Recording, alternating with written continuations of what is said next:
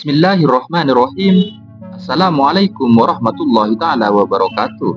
Hai sahabat Pecur Official yang dirahmati oleh Allah Subhanahu wa taala. Karomah Syekhona Khalil Bangkalan Madura atau Mbah Khalil sangatlah banyak, baik itu yang diketahui umum maupun yang tersembunyi.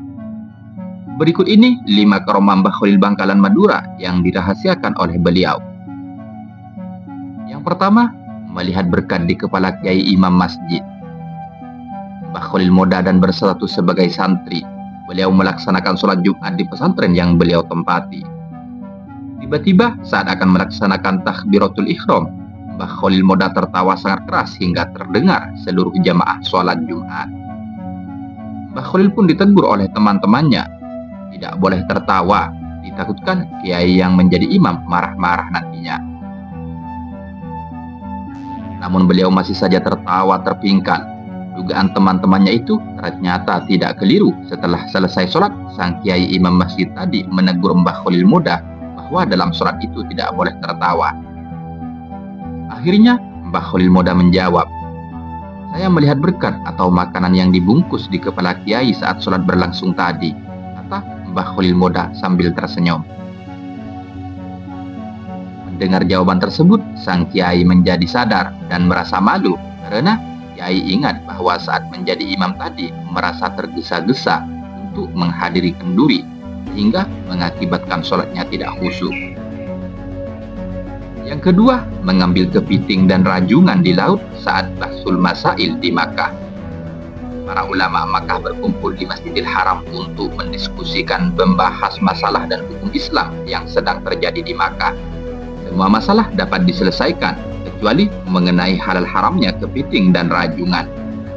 Terjadi banyak pendapat dan tidak menemukan solusi.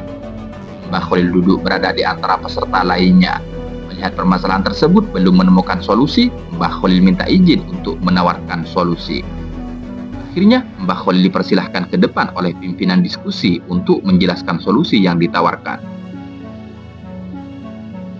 Saudara sekalian, ketidaksepakatan dalam menentukan hukum kepiting dan rajungan ini disebabkan kita belum pernah melihat bentuk aslinya, ujar Mbah Khalil. Kepiting seperti ini, ucap Kiai Khalil sambil memegang dan menunjukkan kepiting yang masih basah. Sedangkan rajungan seperti ini, lanjut beliau seakan beliau baru saja mengambilnya dari laut. Pada saat itu, usia Mbah Khalil menjelaskan. Pada saat itu, usai Mbah Khalil menjelaskan, semua hadirin merasa terpana dan suasana menjadi gaduh. Mereka saling bertanya dari mana Khalil mendapatkan kedua hewan tersebut. Dalam sekejap saja setelah kejadian tersebut, akhirnya para ulama menemukan solusi dan Mbah Khalil disegani para ulama Masjidil Haram. Yang ketiga, kehabisan waktu sholat asar di Madura, akhirnya jemaah di Masjidil Haram. Mbah Khalil dan Kiai Syamsul Arifin sedang berdiskusi di pinggir pantai membahas pesantren dan keadaan umat pada masa itu. Beliau berdiskusi begitu lama hingga lupa bahwa waktu sholat asar segera habis. "Kita belum sholat asar, Kiai," kata Kiai Syamsul Arifin mengingatkan. "Astagfirullah," kata Mbah Khalil menyadari kekhilafannya. "Waktu asar hampir habis, kita tidak mungkin sholat secara sempurna, Kiai," ucap Kiai Syamsul Arifin. Kiai Syamsul Arifin masih bingung, bukannya mencari tempat wudhu dan musola malah disuruh mencari daun kerocok. Namun Kiai Syamsul beliau tetap mendengarkan dan menuruti perintah Mbah Khalil untuk mencari daun kerocok. Setelah menemukan daun kerocok diberikan Mbah Khalil, lantas Mbah Khalil mengajak Kiai Syamsul Arifin untuk menaiki di atas kerocok tersebut. Tiba-tiba kerocok itu melesat super cepat ke arah Makkah. Sampainya di Makkah, adzan sholat asar baru saja dikumandangkan dan mereka mendapat saf pertama sholat asar berjemaah di Masjidil Haram. Yang keempat, mengubah arah kiblat masjid. Mbah Khalil sedang memantau masjid yang dibangun oleh menantunya, beliau Kiai Muntaha. Ketika melihat arah kiblat, Mbah Khalil menegur menantu yang alim itu untuk membenahi arah kiblatnya. Sebagai orang alim, Kiai Muntaha mempunyai alasan sendiri dalam menentukan arah kiblat. Beberapa argumen ditunjukkan kepada Mbah Khalil untuk memperkuat pendapatnya.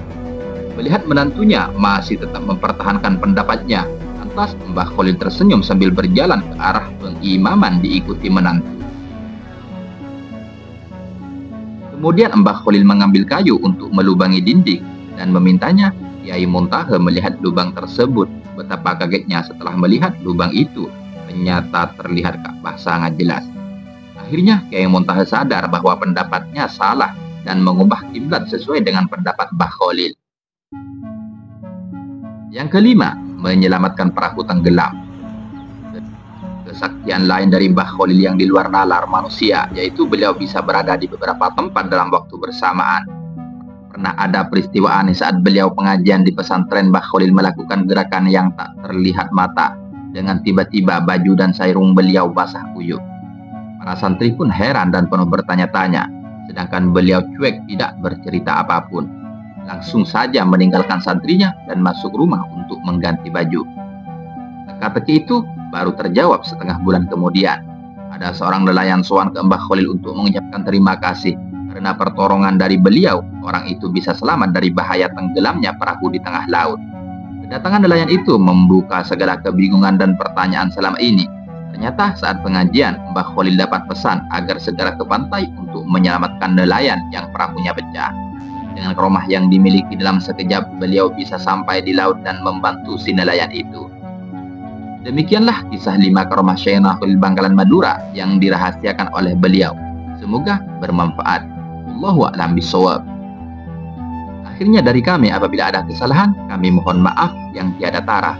Ihdinas siratal mustaqim, hadanallahu wa iyyakum ila aqwamit thoriq. Wassalamualaikum warahmatullahi taala wabarakatuh.